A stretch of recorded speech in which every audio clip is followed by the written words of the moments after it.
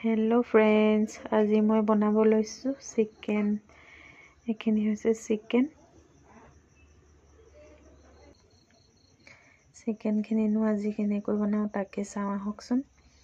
ইয়াত মই মিঠাতেল অলপ দি লৈছো।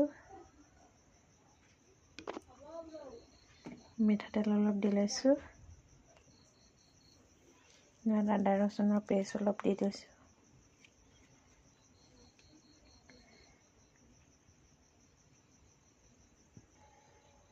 মই ইয়াত পিঁয়াজ অলপ দি ল'ম।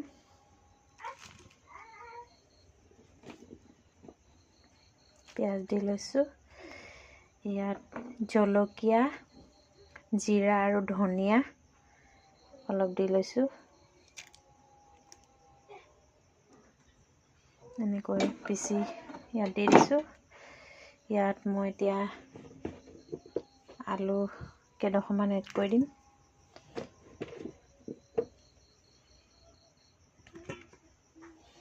আলু দি লৈছোঁ এনেকৈ। ইয়াত হালধি গুড়ি অলপ দি লৈছোঁ। ইয়াত মই নিমখ অলপ দি ল'ম।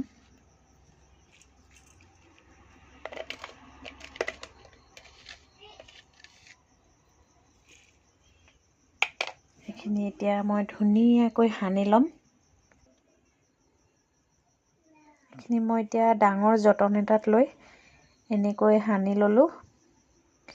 এতিয়া 20-25 মিনিটৰ কাৰণে মই এইখিনি ঢাকন এখন লগাই ঢাকি ৰাখিম। তাৰপিছতহে মই এইখিনি বনাম। এনেকৈ কেৰাহী এখনত মই তেল দি ল'লোঁ। ইয়াত তেজপাত কেইখিলামান দি দিলোঁ।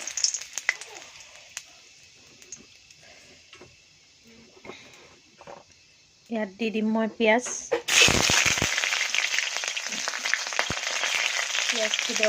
ৰঙা হোৱাকৈ ভাজিম।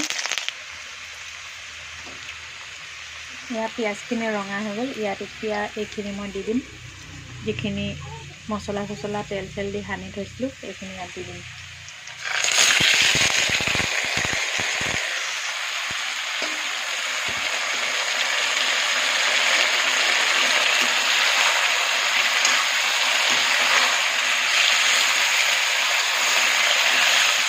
এইখিনি এতিয়া মই 20 মিনিটমান ভাজিম ৰঙচুৱা হোৱাকৈ।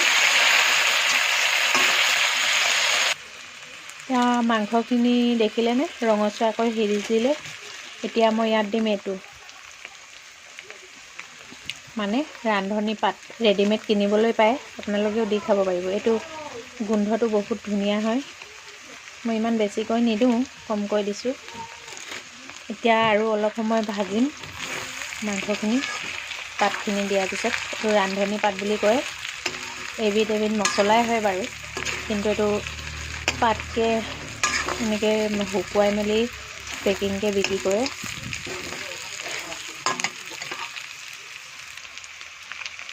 এতিয়া মাংসখিনি ৰঙচুৱাকৈ ভজা হোৱাৰ পিছত মই ইয়াত দি দিম পানী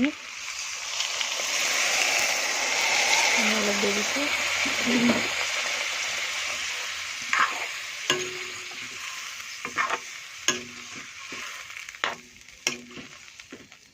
পানী অলপ দি দিছোঁ।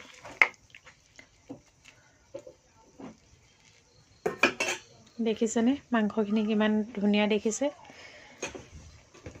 এতিয়া মই ওপৰত ধনিয়াখিনি এনেকৈ দি দিম। দি ঢাকন মাৰি অলপ সময় উতলাই দিলে মোৰ মাংস হৈ যাব। আজি ৰাতি সাজৰ মাংস চব্জিখিনি মই এনেকৈ বনালোঁ। কেতিয়াবা এনেকৈ বনাই খাই চাবচোন ৰান্ধনি পাতে। মাংসখিনি দেখিছেনে ইমান ধুনীয়া দেখিছে। এয়া মোৰ মাংস হৈ গ'ল। কেতিয়াবা এনেকৈ সিজাই খাই চাব দেই। আজিলৈ আহিছোঁ, বাই, গুড নাইট।